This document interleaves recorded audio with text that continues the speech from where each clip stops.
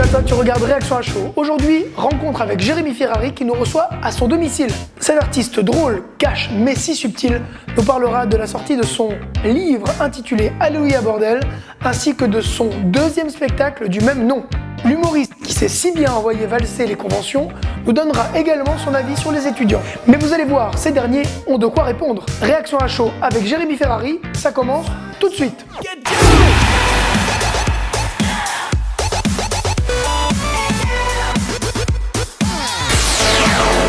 Nous sommes dans Réaction à chaud avec Jérémy Ferrari qui est juste à côté de moi. Il est là. Ah, t'as bien fait de le préciser. Non, parce qu'il y a des gens qui te reconnaissent pas forcément. C'est vrai, t'as raison. Alors c'est moi, Jérémy Ferrari. D'ailleurs, est-ce qu'on te reconnaît dans la rue maintenant ? Oui, quand même, oui, on me reconnaît. Oui. Pas tout le temps, hein, ça arrive. En fait, ça dépend des jours. Il y a des jours où on me reconnaît, j'ai l'impression que je suis une star, tout le monde me reconnaît, puis des fois on me reconnaît pas du tout. Ça dépend des fois.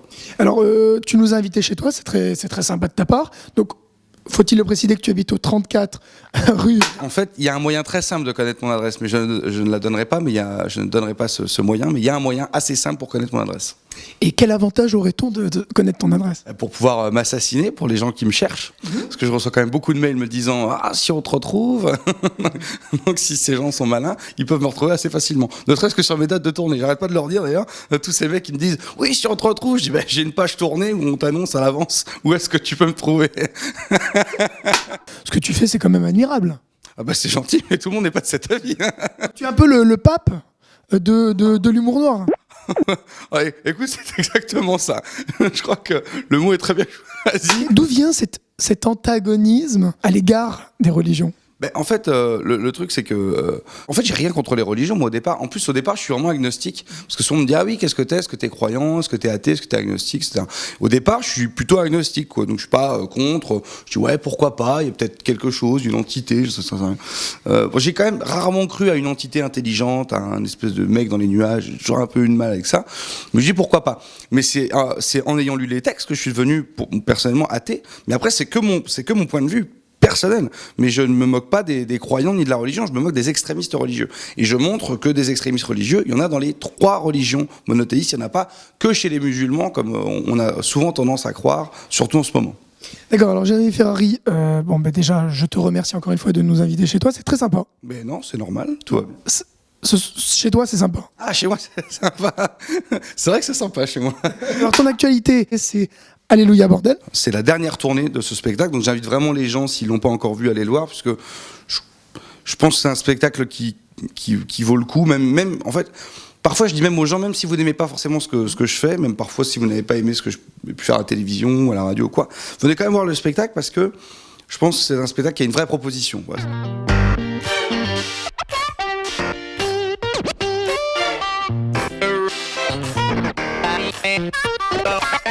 On aperçoit malheureusement une nouvelle fois qu'apparemment la pédophilie ne fait pas encore complètement l'unanimité en France. Je vais donc, pour les plus sensibles d'entre vous, redémarrer immédiatement sur quelque chose de léger. Après, il y a le DVD de ce spectacle qui vient de sortir. Et Alléluia Bordel, c'est un DVD, c'est un spectacle et c'est aussi un livre assistante. Merci. Le livre, Oui, le livre qui est sorti. illustré par Ludovic Févin. C'est ça. En fait, tu me poses pas de questions et tu me tends le micro. Donc, je ne sais pas quoi dire. Pose-moi une question si tu veux que je te réponde à un truc. En fait, tu sors aussi le livre Alléluia Bordel du même nom que ton spectacle. Voilà. Il est sorti déjà. Il est déjà en vente un petit peu partout en France, en Suisse et en Belgique. Pour ceux qui n'aiment pas trop lire, qui aiment beaucoup les illustrations, ils sont servis aussi. Oui, de toute façon, c'est pas un bouquin, ça se lit en 1 heure, pratiquement. Et l'illustration joue beaucoup dans le succès de ce livre. Super beau. Parce que le mec est incroyable et a un univers assez Tim Burtonien, qui est assez fou, quoi. Il t'a assez bien croqué d'ailleurs. Oui, il m'a assez bien croqué. Du mot croquis. J'avais compris ça. Donc le thème c'est Alléluia Bordel. Qu'est-ce que tu veux dire derrière ça ? Que la religion c'est un énorme bordel, désordre, c'est quoi ? C'est un chaos ? C'est un peu ça. C'est une manière de montrer qu'il faut se détendre. Ce que je veux simplement montrer, c'est que parfois la religion, quand elle est prise trop au sérieux ou trop au pied de la lettre, quand on n'a pas de recul sur sa religion, quand on vit dans du communautarisme, ce qui pour moi est la base du racisme. Je trouve que le communautarisme est extrêmement dangereux. Visiblement, tout le monde n'a pas été détendu sur le sujet concernant tes spots publicitaires qui ont été censurés. Je t'explique exactement comment ça s'est passé. Je leur envoie un premier spot, un truc sur la religion, bref, c'est un spectacle qui parle de religion. Et là, les mecs me renvoient un truc en me disant non, votre spot publicitaire ne peut pas parler de religion. Je dis ok, bon d'accord, je vais réfléchir à autre chose. Donc là, je prends d'autres passages qui parlent de la lapidation. Je leur envoie, ils me disent ah ben non, vous incitez à la lapidation. Je dis vous êtes des cinglés, je dénonce la lapidation. Et du coup après j'ai fait exprès, je leur en ai envoyé plein. Pour un peu pour les rendre fous, tu vois. Et à un moment donné, mais au départ c'était pour me marrer, me moquer un peu d'eux. Et puis je leur en envoie un où je traite mes parents d'alcooliques, toujours avec ironie, et je leur envoie. Et là, ils me renvoient, celui-là, il est bien, on le valide, etc. Et là, je dis, alors là, c'est formidable. Dire que mes parents sont des poivreaux, c'est bon, juridiquement, c'est impeccable, on va diffuser celui-là. Ton premier spectacle, 17 ans, c'est assez tôt. En fait, j'ai commencé à 16 ans. En fait, j'ai commencé le théâtre à l'école et tout ça. Puis après, je suis rentré au théâtre, à l'école de théâtre de ma ville avec monsieur Bruno Nion, qui était un grand directeur de théâtre, mais surtout un grand professeur. Je parle de lui comme s'il était au passé, mais il est juste à la retraite, il n'est pas mort. Et après, je suis parti à Paris à 17 ans. Et là, j'ai monté mon premier one seul à 17 ans et demi, en gros. Et j'ai commencé à jouer au théâtre de la Providence en n'étant même pas majeur. Alors, visiblement, tu n'étais pas très ami avec l'école ? Non.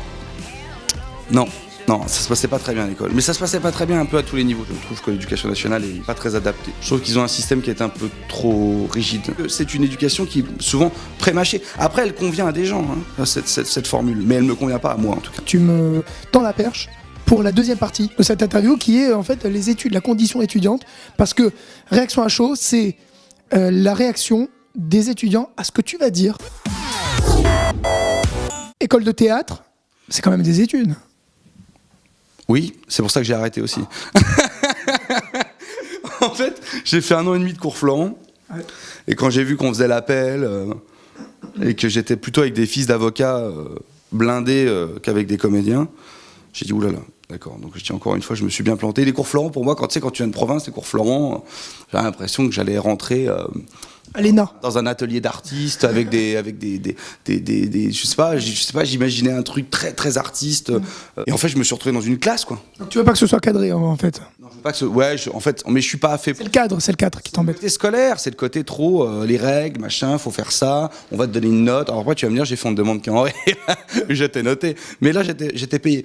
Ah, c'est pour ça. Ah, mais en fait, on devrait payer les étudiants. C'est un peu ça que je suis en train de dire. Moi, j'ai arrêté les études, oui, mais pas pour rien faire.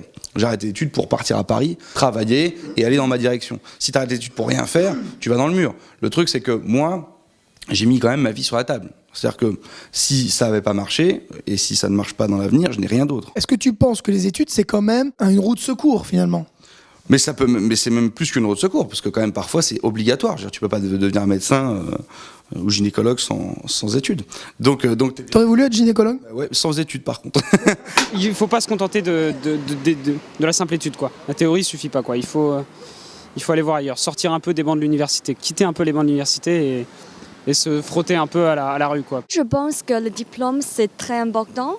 Et peut-être on dit que l'expérience, c'est plus intéressant. Mais si vous voulez chercher un boulot, la base, on a les conditions, la base, c'est le diplôme. Alors, est-ce que tu penses que les étudiants sont des glandeurs ou tu penses que le temps des études, c'est un moment détente, quoi, avant la tempête qui est le boulot ? Ça dépend qui tu es, en fait. Tout ça, ça dépend de qui toi tu es et ce que tu mets comme envie, comme énergie à faire ce que tu as à faire. Je suis d'accord avec Jérémy, ouais, tout à fait. Ça dépend des personnes. Il y a des glandeurs, il y en a qui bossent comme des dingues. En médecine, on est censé taffer un petit peu quand même pour y arriver, mais globalement, ça dépend. Je suis d'accord. Après, c'est quand on a envie de se détendre, évidemment, c'est propre à chacun. Si tu es à la fac, évidemment, tu peux être un branleur. Ça dépend évidemment des personnes, mais je veux dire, c'est le cadre qui va déterminer ton esprit. Si tu es dans une classe avec un cadre très, très précis, des professeurs qui vont te donner des choses à faire constamment, ça va former ta pensée. Et du coup, tu ne seras pas considéré comme un branleur. Alors toi qui es un grand travailleur, est-ce que tu aurais des conseils à donner aux étudiants qui nous regardent, qui nous écoutent, Jérémy Ferrari ? De pas compter sur les autres.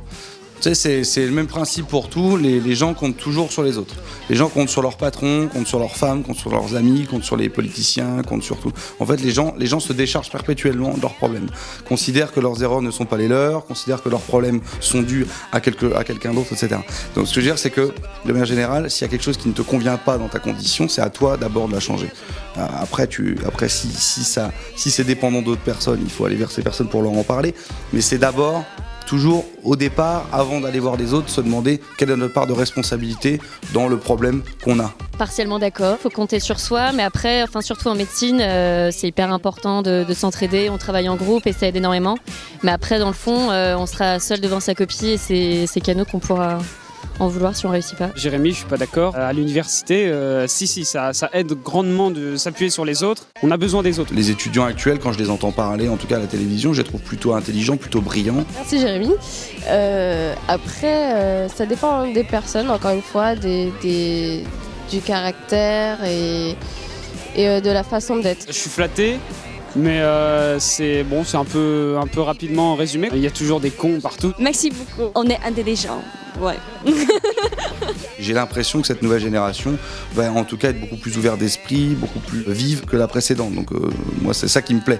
Quand je commence à voir que la sexualité, les couleurs ou les communautés commencent à disparaître dans cette nouvelle génération, que tout se mélange, je trouve ça très très bien. Moi je serais d'accord avec toi Jérémy, donc là je parle à Jérémy, dans la mesure où moi ce que je connais c'est la fac. Et donc je n'ai jamais été dans une école ou quoi que ce soit. Et en effet à la fac, vu que ça brasse énormément de monde, oui j'aurais tendance à dire que les gens sont ouverts. Moi les seuls exemples que j'ai d'étudiants avant moi c'est mes parents. Et bon mes parents ils n'ont jamais développé des idées racistes ou n'importe quoi. Donc oui les gens sont plutôt ouverts. À ce niveau-là c'est vrai que dans les classes on voit des personnes venant de partout. Par exemple j'ai une amie qui vient de Madagascar. Donc c'est vraiment sympa, c'est un mélange de cultures qui apporte vraiment beaucoup et c'est que de richesse. Oui, je trouve qu'aujourd'hui les étudiants deviennent de plus en plus ouverts. Les gens viennent d'autres villes et du coup chaque jour on peut rencontrer des gens différents. J'aimerais te remercier Et moi de même, pour ton accueil c'est gentil. et je te souhaite beaucoup de courage pour la suite C'est gentil. parce qu'il y a du boulot. Tu coupes souvent tes phrases en deux, hein. Je te souhaite beaucoup de courage pour la suite. Merci de nous avoir accueillis. Merci. Chez toi. Merci.